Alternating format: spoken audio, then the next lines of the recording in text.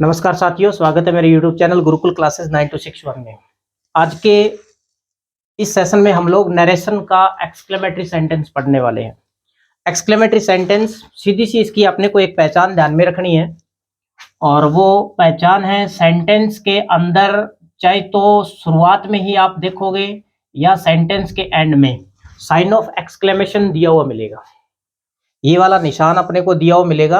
हो सकता है ये वाक्य के एंड में हो सकता है जहां इन्वर्टेड कॉमा स्टार्ट हो वहां एक दो शब्द छोड़ के इस वाले निशान को सेंटेंस में इंक्लूड किया हुआ हो, तो वो वाक्य अपना एक्सक्लेमेटरी होगा। पहली पहचान तो एक्सक्लेमेटरी सेंटेंस की ये है, ठीक है। इसके अलावा अपने को ध्यान में रखना है कि एक्सक्लेमेटरी जो सेंटेंस होता है वो तीन टाइप के होते हैं। एक तो आपको इसका टाइप दिया मिलेगा वाक्य के अंत में नाउन, वाक्य के अंत में नाउन, ठीक है ना। एक्सक्लेमेटरी को बोलते हैं विषम्य आदि बोधक वाक्य। ऐसा वाक्य बोलते समय जब सरप्राइज होता है, आश्चर्य प्रकट होता है या विषम्य होता है तो उसको एक्सक्लेमेटरी बोलते हैं। ऐसे वाक्यों के अंत में या तो आपको नाउन दी मिलेगी, संज्ञा दी मिलेगी। संज्ञा अपने को पता ही है, कोई व्यक्ति का नाम हो सकता है, किसी वस्तु का नाम हो सकता है, स्थान का नाम हो सकता है, ठीक है ना, जानवर का नाम हो सकता है। दूसरा जो टाइप है वो वाक्य के अंत में आपको वर्ब दी हुई मिलेगी। वाक्य के अंत में वर्ब, मैं यहाँ पर ओपनली लिख देता हूं, वो हेल्पिंग वर्ब भी हो सकती है और मैन वर्ब भी हो सकती है। दूसरा प्रकार एक्सक्लेमेटरी वाक्य का ये है। पहला प्रकार वाक्य के अंत में नाउन दी हुई होगी, दूसरा प्रकार वाक्य के अंत में हेल्पिंग वर्ब या मैन वर्ब दी हुई होगी। किसी भी वाक्य में अन्य आप किसी भी तरह का वाक्य करते हो तो लास्ट में वाक्य के नाउन तो दी हुई हो सकती है, लेकिन नाउन के तुरंत बाद में ये निशान नहीं दिया हुआ मिलता है, ठीक है ना। तो वाक्य के अंत में नाउन भी होगी और ये निशान भी होगा, मतलब वाक्य आपका एक्सक्लेमेटरी है। वाक्य के अंत में हेल्पिंग वर्ब या मैन वर्ब दी होगी और उसके तुरंत बाद में ही अपने पास ये वाला निशान दिया मिलेगा, वाक्य आपका एक्सक्लेमेटरी होगा। तीसरा जो टाइप एक्सक्लेमेटरी का होता है वो भी नोट कर लीजिए। इसमें आपको वाक्य के एंड में नहीं जाना है, वाक्य के शुरुआत में, वाक्य के शुरुआत में अल्लाह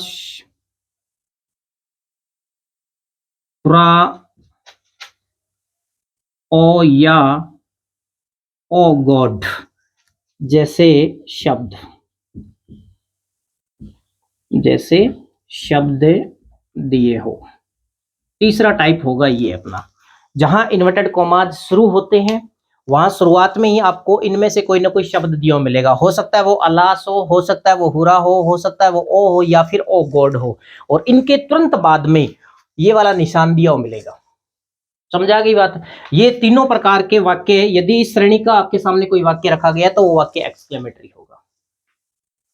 वाक्य की सिर्फ पहचान करना ही मुश्किल है। यदि इस वाक्य का आप डायरेक्ट से इनडायरेक्ट सीख जाओगे तो इसका इनडायरेक्ट स्पीच बनाना बहुत आसान होता है। सिर्फ वाक्य की शुरुआत अपने को सिर्फ पहचान करनी है कि ये वाक्य एक्सक्लेमेटरी है या फिर नहीं है। तो पहचान के लिए तीन टाइप आपके पास, जैसे हम इंपेरेटिव सेंटेंस पढ़ के आए थे, इंपेरेटिव सेंटेंस अपने को पता है कि चार प्रकार से शुरू होते हैं। ठीक इसी तरह से इनके शुरू होने का तरीका क्या हो सकता है वो चीजें अलग है। वाक्य इसको इसकी पहचान करने के लिए कि वाक्य एक्सक्लेमेटरी है या फिर नहीं है, तो इसकी पहचान करने के लिए आपको वाक्य के एंड में जाना पड़ेगा। एंड में हो सकता है नाउन दी हुई हो, एंड में हो सकता है हेल्पिंग वर्ब या मैन वर्ब दी हुई हो, और वाक्य की शुरुआत में अल्लाह, सुरा, ओ या ओ गॉड जैसे शब्द दिए हुए और इस निशान का होना जरूरी है, तभी आपका वाक्य एक्सक्लेमेटरी होगा। समझ आ गई इतनी बात। अब जब अपने पहचान होगी कि अपना वाक्य एक्सक्लेमेटरी है तो फिर उस वाक्य का हम इनडायरेक्ट स्पीच कैसे बनाएंगे, तो इन तीनों के लिए कुछ कॉमन नियम अपने को पढ़ने पड़ेंगे। वो नियम जो इन तीनों के अंदर ही काम आएंगे, चाहे वाक्य आपका नाउन से स्टार्ट हो, चाहे माफ कीजिए वाक्य के अंत में नाउन हो, चाहे हेल्पिंग वर्ब या मैन वर्ब हो, या फिर वाक्य की शुरुआत में ये वाले शब्द हो, तीनों ही प्रकार के अंदर वो वाले जो नियम मैं अभी आपको लिखवा रहा हूं वो कॉमन नियम होते हैं, वो अपने काम में लेंगे। कौन कौन से कॉमन नियम होते हैं फटाफट वो नोट कीजिएगा। पहला काम आपको क्या करना है, बाहर रिपोर्टिंग वर्ब आपको दी हुई मिलेगी सेड टू। सेड टू के स्थान पर आपके पास तीन चार विकल्प होते हैं। एक तो विकल्प है exclaimed with surprise, exclaimed with surprise, या तो ये लगेगा, और यदि ये नहीं लगता है तो फिर अपने को ध्यान में रखना है एक्सक्लेम्ड विद जॉय, और ये भी नहीं लग रहा हो तो फिर अपने को लगाना पड़ेगा एक्सक्लेम्ड विद शोरो, और ये तीनों ही यदि नहीं लग रहे हैं तो फिर लगाना पड़ेगा एक्सक्लेम्ड। इन चार में से किसी एक विकल्प का चुनाव करना है यदि आपका वाक्य एक्सक्लेमेटरी है। तो एक्सक्लेमेटरी का प्रकार कोई भी हो, चाहे वाक्य के अंत में नाउन वाला हो, वाक्य के अंत में हेल्पिंग वर्ब या मैन वर्ब वाला हो, या वाक्य की शुरुआत अल्लाह, सूरा, ओ गॉड वाले शब्दों से हो, तीनों ही प्रकार के अंदर आपको सेट टू के स्थान पर इनमें से किसी एक विकल्प का चुनाव करना होगा। अब कौन सा विकल्प कहां काम में लेना है हम इच्छा से नहीं लगा सकते, ठीक है ना। इंपेरेटिव सेंटेंस में हमने वाक्य के अंदर क्या संदेश दिया गया है, वो ऑर्डर है, रिक्वेस्ट है, एडवाइज है, उस हिसाब से हम उनका प्रयोग कर रहे थे। यहां अपने को उस हिसाब से प्रयोग नहीं करना है। देखिए, यदि आपके वाक्य की शुरुआत आपको दी मिल जाए व्हाट से, सीधा याद रखोगे, यदि वाक्य की शुरुआत किससे दी हुई मिल गई, व्हाट से, तो अपने को लगाना है एक्सक्लेम्ड विद सरप्राइज। वाक्य की शुरुआत यदि व्हाट से है तो फिर एक्सक्लेम्ड विद सरप्राइज लगाओगे। और यदि आपके वाक्य की शुरुआत हुर्रा शब्द से है, हुर्रा, ठीक है ना, तो फिर आपको लगाना है एक्सक्लेम्ड विद जॉय।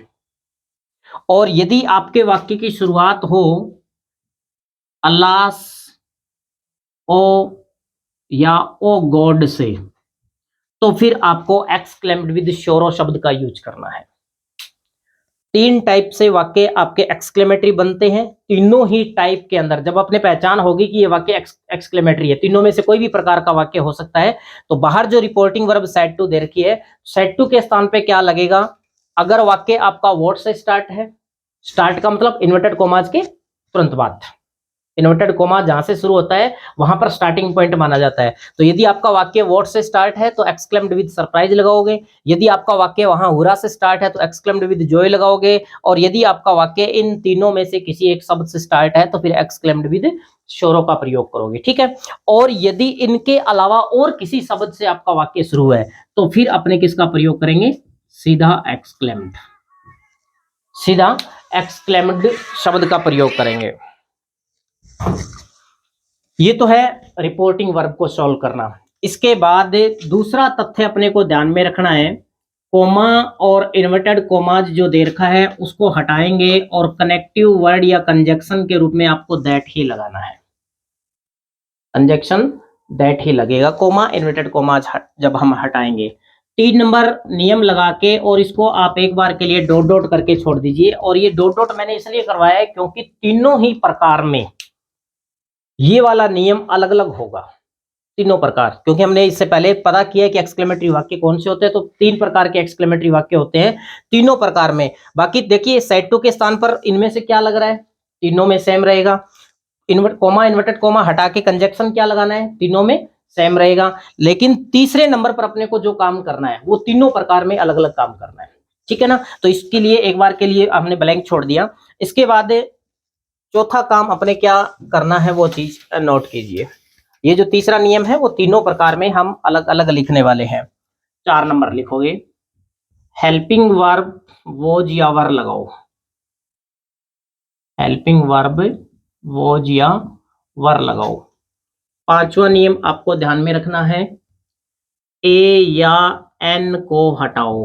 अपने पास वाक्य में ऑलरेडी ए या एन दिया हुआ होगा, उसको हटाना पड़ेगा, ठीक है। छठा नियम, जैसे ही ए या एन हटा रहे हो वेरी शब्द का प्रयोग करना होगा, वेरी लगाओ। और 7वां नियम, व्हाट या हाउ जैसे शब्दों को हटा दो, जैसे शब्दों को हटा दो। ये जो हमने नियम लिखे हैं 7, ये सातों नियम आपके जो 3 प्रकार के वाक्य हैं तीनों ही प्रकार में काम में आएंगे। तीसरा नियम तीनों में अलग अलग रहेगा। इसका तात्पर्य ये बनता है कि तीनों प्रकार के अंदर जो मुख्य नियम है वो कौन सा है, तीसरा, ठीक है ना। तीनों प्रकार के अंदर जो मुख्य नियम है वो तीसरा नियम है, ठीक है ना। क्योंकि जब आप पहला प्रकार कर रहे हो तो पहला नियम सेम रहेगा, दूसरा नियम सेम रहेगा, उसके बाद 4 5 6 7 पर कोई टिप्पणी जैसे जैसे हम वो पढ़ेंगे अलग अलग करते रहेंगे। तीसरे नियम में अपने को ध्यान रखना है, ये तो आपके थे कॉमन नियम। जैसे ही आपको पता चला वाक्य एक्सक्लेमेटरी है, तुरंत बाद में आपको इन कॉमन नियमों का सहारा लेना है, ठीक है। अब अपने चर्चा करते हैं, ये आपने नोट कर लिया सबने। अब चर्चा करेंगे पहले प्रकार से, और पहले प्रकार की हेडिंग डाल लीजिए, यदि हो गया, आपने नोट कर लिया। पहले प्रकार की हेडिंग डालोगे, यदि वाक्य के अंत में नाउन दी हो, वाक्य के अंत में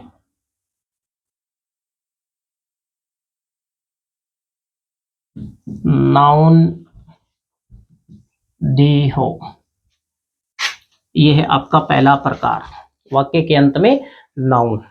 ठीक है ना। देखो, वाक्य की पहचान पहले होनी जरूरी है। मैं पहले वाक्य डाल देता हूं, उसके बाद में आपको बताऊंगा इसके नियम। यदि वाक्य के अंत में नाउन दे रखी है तो उसको इनडायरेक्ट स्पीच में हम कैसे चेंज करेंगे। नियम समझ में आ गया, सातों के सातों कॉमन नियम रहेंगे। वो सातों जो नियम हमने पहले ऑलरेडी लिखे हैं, तीनों प्रकार के अंदर उन नियमों की आपको हेल्प लेनी है। एक वाक्य लिख रहा हूं, मान लीजिए आपके पास इस तरह का वाक्य हो, he said to me, comma inverted comma start, what a beautiful house, और उसके बाद साइन ऑफ एक्सक्लेमेटरी और इन्वर्टेड कॉमास क्लोज। ठीक है ना। अब देखिए, आपका वाक्य स्पष्ट पता चल रहा है, हालांकि डब्ल्यू वर्ड से स्टार्ट है, यहां मात नहीं खानी है। अगर आपका वाक्य वोट से स्टार्ट है और लास्ट में प्रश्नवाचक चिन्ह दे रखा हो, साइन ऑफ इंटरोगेशन, तो वाक्य इंटरोगेटिव हो गया। अब आपके पास वाक्य डब्ल्यू वर्ड से स्टार्ट है लेकिन लास्ट में साइन ऑफ इंटरोगेशन नहीं दिया हुआ, इसका तात्पर्य ये वाक्य आपका इंटरोगेटिव तो नहीं है। अगर वाक्य की शुरुआत छोड़िए, वाक्य के अंत में देखो क्या दे रखा है, हाउस, और हाउस क्या है, जगह का नाम, और जगह का नाम इज कॉल्ड नाउन। समझ आ गई बात है। चाहे जगह का नाम हो, जानवर का नाम हो, व्यक्ति का नाम हो, ये अपने को पता है नाउन की परिभाषा में आता है। तो ये जो स्थान का नाम और स्थान का नाम we know is called noun, और उसके तुरंत बाद में आप अपने पास दे रखा है साइन ऑफ एक्सक्लेमेटरी। इस वाले चिन्ह को किस नाम से पुकारते हैं, विस्मयादि बोधक चिन्ह, विस्मयादि बोधक चिन्ह। तो आपका वाक्य ये एक्सक्लेमेटरी है, और एक्सक्लेमेटरी का कौन सा प्रकार है, पहला प्रकार। ठीक है ना, जिसमें वाक्य के अंत में क्या दे रखा है, नाउन दे रखी है। अब मैं दूसरा वाक्य और बता दूं, मान लीजिए जैसे हाउस दे रखा है, इसके आगे और जोड़ दिया इट इज, आगे क्या जोड़ दिया, इट इज, तो लास्ट में क्या चला गया, इज, इट इज और जोड़ दिया इसके एंड में, तो इज बन गया लास्ट में, और इज क्या है, हेल्पिंग वर्ब है। इसका तात्पर्य आपका वाक्य एक्सक्लेमेटरी है, और एक्सक्लेमेटरी का कौन सा प्रकार हो गया, दूसरा प्रकार, क्योंकि दूसरे प्रकार में हमने लिखा है कि वाक्य के अंत में हेल्पिंग वर्ब या मैन वर्ब दी हुई मिलेगी। अब चलिए, ये अपने पास पहले प्रकार का वाक्य है, और इस वाक्य को हल करने के लिए नियम अपने क्या अपनाएंगे, सातों नियम यदि वो याद है, मतलब साथ में वहां पर हमने 6 लिखे थे, तीसरे नियम की जगह ब्लैंक छोड़ रखी है, तो यहां आप केवल तीसरा नियम ही लिखो। समझाइए बात, तीसरा ही क्यों लिख रहे हैं, क्योंकि वहां जो 7 हमने कॉमन नियम लिखे थे उनमें तीसरा नियम हमने लिखा नहीं, और ये इसलिए नहीं लिखा क्योंकि ये तीसरा नियम तीनों ही प्रकार में अलग अलग होगा। तो यहाँ जो तीसरा नियम लिख रहे हैं हम, वो तीसरा नियम केवल किसके लिए लागू हो रहा है, वाक्य के अंत में यदि नाउन दे रखी है तो ही उसको आप यूज में लोगे। ठीक है ना। तो तीसरा नियम लिखोगे, वाक्य के अंत में, वाक्य के अंत में दी गई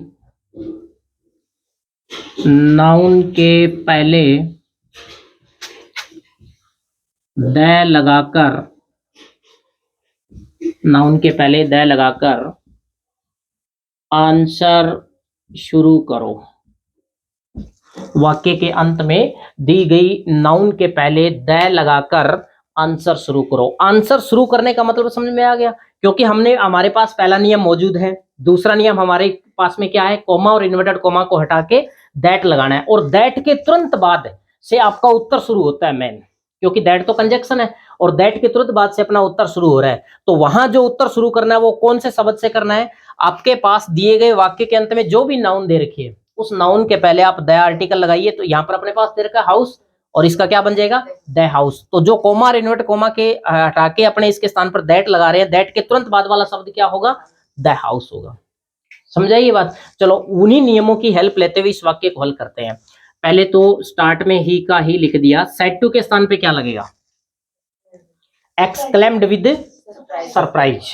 समझा गई बात, क्यों लग रहा है, क्योंकि आपके वाक्य की शुरुआत वर्ड से है। यदि आपके वाक्य की शुरुआत वर्ड से हो तो एक्सक्लेम्ड विद सरप्राइज शब्द का यूज करना है सेड टू के स्थान पे। तो ये हमने लगा दिया, ही एक्सक्लेम्ड विद सरप्राइज, और मी का मी रहेगा साथ में। अब देखिए दूसरा नियम क्या कह रहा है, कॉमा और इन्वर्टेड कॉमास को हटाना है और उसके स्थान पे कंजक्शन के रूप में क्या लगाना है, दैट लगाना है। ये हमने दैट लगा दिया, ठीक है। अब इसके बाद तीसरा नियम क्या कह रहा है, तीसरा नियम कह रहा है कि वाक्य के अंत में जो भी नाउन दे रखे है उस नाउन के पहले द आर्टिकल लगाओगे और उत्तर शुरू करोगे। तो आपके पास अंत में जो नाउन दे रखी है हाउस, उसके पहले हमने द लगाया, शब्द क्या बन गया, द हाउस। ये हो गया आपका तीसरा नियम। अब चौथे नियम पर चलो। चौथा नियम क्या कह रहा है, नहीं उससे पहले एक नियम और है, हेल्पिंग वर्ब लगानी है अपने को, वोज या वर। अब अपने को पता है कि द हाउस के साथ में किसका यूज होगा, वोज का। ये एक बार के लिए मैं हटा देता हूं यहां से। द हाउस के साथ में हेल्पिंग वर्ब जो लगेगी वो हो गई वॉज, ठीक है। इसके बाद अगला नियम क्या कह रहा है, ए या एन को हटाना है, ये हमने हटा दिया ए को। फिर नियम क्या कह रहा है, वेरी लगाना है, ये हमने वेरी शब्द का यूज कर दिया, ठीक है।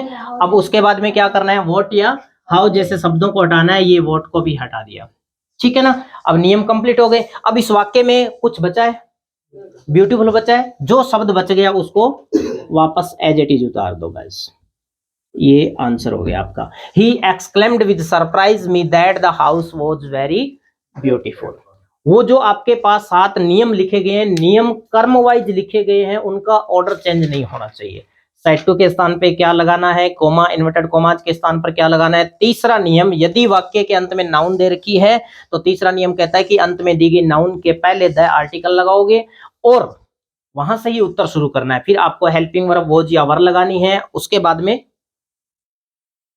ए या एन को हटाना है, वेरी शब्द का यूज करना है और व्हाट या हाउ जैसे शब्दों को हटा दोगे। वाक्य के अंदर यदि कुछ शेष बच जाता है तो वो शेष लिख देंगे, अन्यथा फुल स्टॉप लगाओगे। वापस ये वाला निशान उत्तर में नहीं आना चाहिए। समझ आ गई ये बात, ठीक है ना। ये था आपका पहला टाइप, यदि वाक्य के अंत में नाउन दी गई हो। चलिए दूसरे टाइप पर आ जाइए। और दूसरा टाइप क्या है, यदि वाक्य के अंत में हेल्पिंग वर्ब या मैन वर्ब दी हुई हो। चलिए हेडिंग डालोगे, यदि वाक्य के अंत में हेल्पिंग वर्ब या मैन वर्ब दी हो तो किस प्रकार। अपने को कौन से नियम की जरूरत है, अभी तो दिमाग में आ गया होगा कौन सा नियम चाहिए, तीसरा नियम ही चाहिए अपने को, ठीक है ना। तो सीधा ही तीसरा नियम में लिख लीजिए, अंत में दी गई, अंत में दी गई हेल्पिंग वर्ब या मैन वर्ब जिस सब्जेक्ट के लिए आई है, जिस सब्जेक्ट के लिए आई है उसी सब्जेक्ट से आंसर शुरू करो, उसी सब्जेक्ट से आंसर शुरू करो। एक बार फिर से मैं रिपीट कर देता हूं, फटाफट लिख लीजिएगा। अपने पास वाक्य के एंड में हेल्पिंग वर्ब या मैन वर्ब दे रखी है, ठीक है ना। अब अपने को पता है कि हेल्पिंग वर्ब और मैन वर्ब कोई ना कोई सब्जेक्ट के साथ में ही आती है, be subject plus helping verb होता है और helping verb plus man verb होती है, ठीक है ना। तो वो जो हेल्पिंग वर्ब और जो मैन वर्ब है, अपने को पता लगाना है कि वाक्य के अंदर वो कौन से वाले सब्जेक्ट के लिए आई है। इसमें थोड़ी सी लैंग्वेज ही घुमा के मैंने दी है, बाकी उस हेल्पिंग वर्ब के ठीक पहले जो शब्द दिया हुआ होगा वो सब्जेक्ट होगा। अपने को पता है भी Ram is my father, helping verb क्या है, इज, और इज किसके लिए आया है, राम के लिए। तो वहां जो लास्ट में आपके पास हेल्पिंग वर्ब दी हुई होगी, अपने को पता है कि उस हेल्पिंग वर्ब के ठीक पहले क्या होगा, सब्जेक्ट होगा। उसी सब्जेक्ट से अपने को उत्तर शुरू करना है। समझाइए ये बात, ठीक है। इसमें एक चीज अपने को ध्यान में रखनी है, वो आप नोट कीजिए,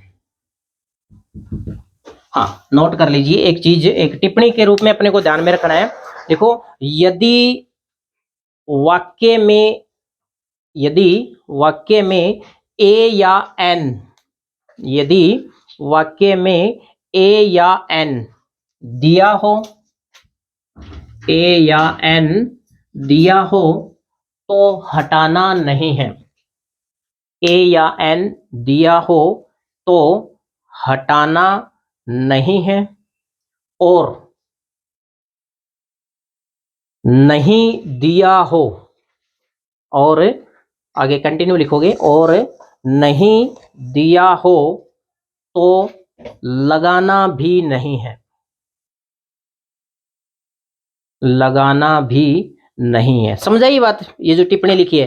देखो अब हमने पहला जो टाइप किया था, अभी तो हम सेकंड टाइप पढ़ रहे हैं। पहले टाइप में अपने पास क्या था कि ए या एन को हटाना है। दूसरा टाइप कह रहा है कि यदि वाक्य में ए या एन दे रखा है तो उसको हटाएंगे नहीं, और यदि नहीं दे रखा है तो अपनी तरफ से लगाएंगे भी नहीं। तो मतलब वाक्य जिस कंडीशन में ऑलरेडी है उसी कंडीशन में वाक्य को हम आगे लेके बढ़ेंगे। बाकी नियम वही लगते रहेंगे सारे के सारे। ए या एन हटा के हमें वेरी लगाना था, अब ए या एन दे रखा तो हटेगा नहीं, वेरी तो लगेगा, ए या एन भी लगेगा और वेरी भी लगेगा। एक एग्जांपल देखोगे, मान लीजिए वही वाक्य में वापस एग्जांपल के रूप में ले लेता हूं। ही, चलो छोटा कोई वाक्य ले लिया। He said to me comma inverted comma start how unlucky, how unlucky I am. ये है अपने पास वाक्य, हाउ अनलक्की आई एम। पहला काम वाक्य की पहचान करना, वाक्य को रिकॉग्नाइज करना है कि आपका वाक्य एक्सक्लेमेटरी है या फिर नहीं। ये काम फर्स्ट ऑफ ऑल अपने को करना होगा।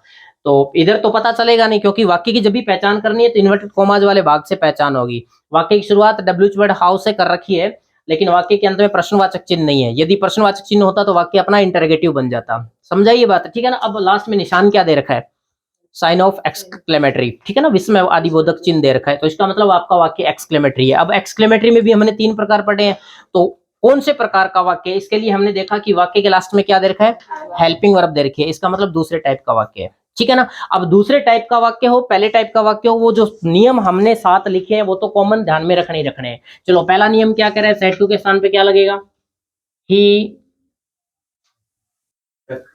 एक्सक्लेम्ड, केवल एक्सक्लेमेड ही रहेगा, क्योंकि आपका वाक्य किससे स्टार्ट है, हाउस से स्टार्ट है, ठीक है ना। He exclaimed me, comma inverted coma को हटाओगे, कनेक्टिव वर्ड क्या लग जाएगा, दैट, ठीक है ना। अब ये हो गया आपका दूसरा नियम। अब तीसरे नियम पर आइए। तीसरा नियम क्या कह रहा है, अंत में दी गई हेल्पिंग वर्ब या मैन वर्ब जिस सब्जेक्ट के लिए, ये अंत में हेल्पिंग वर्ब अपने पास क्या दे रखी है, एम, और कौन से सब्जेक्ट के लिए आई है, आई के लिए। स्पष्ट पता चल रहा है ना, आई के लिए आई है, तो इस आई से ही अपने को उत्तर शुरू करना है। समझाइए ये बात। अब आई तो यहाँ आएगा नहीं, याद रखना है प्रोनाउन संबंधी परिवर्तन। आई किसके, आई कौन सा पर्सन है, फर्स्ट पर्सन है, सब्जेक्ट के अनुसार चेंज होगा। आई हटेगा और सब्जेक्ट क्या है, ही है, तो आई की जगह क्या बन जाएगा, ही। ये समझाया ही कैसे हुआ है, वही प्रोनाउन संबंधी परिवर्तन जो हम कंटिन्यू करते आ रहे हैं। आई अपने को पता है फर्स्ट पर्सन प्रोनाउन है, सब्जेक्ट के अनुसार चेंज होगी, सब्जेक्ट आपके पास ही दे रखा है, आई प्रोनाउन की फर्स्ट फॉर्म या सब्जेक्टिव केस है, और ही सब्जेक्टिव केस में है, तो आई हटेगा और उसके स्थान पर क्या जाएगा, ही जाएगा, ठीक है ना। इसके बाद अगला नियम क्या कह रहा है, वोज वर्ब, तो ही के साथ आप किसका प्रयोग करोगे, वोज का, ठीक है ना। ये हो गया आपका चौथा नियम। पांचवा नियम क्या कह रहा है, ए या एन को हटाना है, अपने पास है ही नहीं, नहीं है तो लगाएंगे भी नहीं। फिर उसके बाद अगला नियम क्या कह रहा है, वेरी लगाना है, तो ये हमने वेरी लगा दिया, ठीक है। इसके बाद अगला नियम कह रहा है कि हाउ या व्हाट को हटा दो, ये हटा दिया। अब अपने पास वाक्य में बचा क्या है, अनलकी, ये अनलकी आप यहाँ नोट कर दीजिए और फुल स्टॉप। अब एक चीज मैं आपको बताऊं, ये तो संयोग था कि यहाँ पर हेल्पिंग वर्ब एम है, और अपने को पता है कि वर्ब संबंधी परिवर्तन के अनुसार हम इस एम आर को किस में चेंज करते हैं, वोज वर्ब में। ये एम किस में चेंज हो गया, वोज में। लेकिन यदि यहाँ पर helping verb is am are के अलावा और भी तो दी हुई हो सकती है, तो आपको वर्ब संबंधी परिवर्तन करना पड़ेगा। फिर हेल्पिंग वर्ब सीधा जो हमने कॉमन नियमों में वोज वर्ब लिख रखी है ना, उस हिसाब से वोज वर्ब नहीं आएगी, ये ध्यान रखना है। कॉमन नियमों में हमने हेल्पिंग वर्ब के बारे में लिखा है कि वोज वर्ब हेल्पिंग वर्ब लगाओ, ठीक है ना। लेकिन अब वोज वर्ब तो कब लगेगी, जब यहाँ पर इज एम आर में से कोई एक होगा। अपने को पता है भी इज एम आर किस में चेंज होता है, वोज वर्ब में। अगर यहाँ पर इज एम आर के अलावा और कोई हेल्पिंग वर्ब दे रखी है, तो according to the change rule of changing आपकी मैन वर्ब या टेंस के नियमों के अनुसार आपको उस वर्ब को चेंज करना पड़ेगा। मान लीजिए कि यहाँ पर हैव दिया होता तो क्या बन जाता, हैड, है जो किस में चेंज होता है, हैड में। तो ये तो संयोग था कि यहाँ पर एम का वोज हो गया, ठीक है ना। बाकी हेल्पिंग वर्ब अगर कोई दूसरी दे रखी है तो फिर वो वर्ब संबंधी परिवर्तन के अनुसार चेंज होगी। समझाइए ये बात, ठीक है ना। तो ये आपका वाक्य, आपके पास जो भी वाक्य दे रखा है, पहला काम आपको पहचान करना है कि वाक्य एक्सक्लेमेटरी है या फिर नहीं है, और एक्सक्लेमेटरी है तो उसका कौन सा टाइप है। अभी हमने इस सेशन में 2 टाइप एक्सक्लेमेटरी के पढ़े। एक तो वो जिसके अंदर आपके पास वाक्य के अंत में नाउन दी हुई हो, दूसरा वो जिसमें आपके पास वाक्य के अंत में हेल्पिंग वर्ब या मैन वर्ब दी हुई हो, ठीक है ना। और उसके जो कॉमन नियम हमने लिखे थे वो 7 कॉमन नियम थे। तीसरा जो टाइप है जिसमें वाक्य की शुरुआत अला, सुरा, ओ या ओ गॉड जैसे शब्दों से होगी, उन पर हम चर्चा करेंगे नेक्स्ट सेशन में। तब तक के लिए देखते रहिए यूट्यूब चैनल को। और यदि आप चैनल पर नए हैं तो सब्सक्राइब कीजिएगा और जितना हो सके आप अपने दोस्तों के साथ इन चीज़ों को शेयर कीजिएगा। मिलेंगे अगले सेशन में। नमस्कार।